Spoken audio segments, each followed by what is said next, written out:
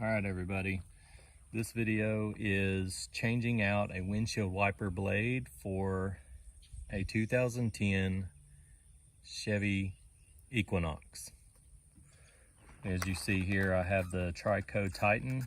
This is the 10170. It's for the passenger side, and I'm showing you on the passenger side because it's easier to get to. It's going to be the same exact way you change out the driver's side, okay? Just open it up. Very simple.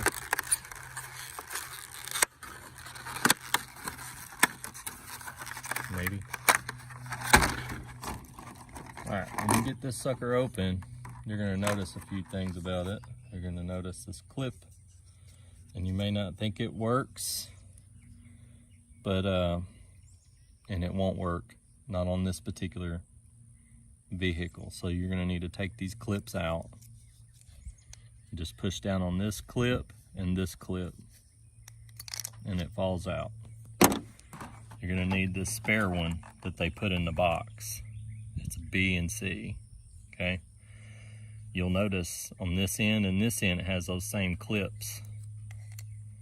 And you put this beveled side in here first, like that, and it just snaps into place, okay?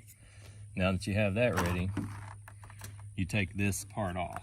This is your old windshield wiper, and there's a little black button right here. You'll see it. You push that in, you grab on the bottom of the windshield wiper here, and you give it a tug, and it comes right out, just like that. This one's old, really old. And you just discard that. You're not going to need it anymore. And you have your arrow will be facing you, and if you're doing the driver's side, it'll be facing away from you. But basically this clip right here, you want it to go in this square right where the last one was.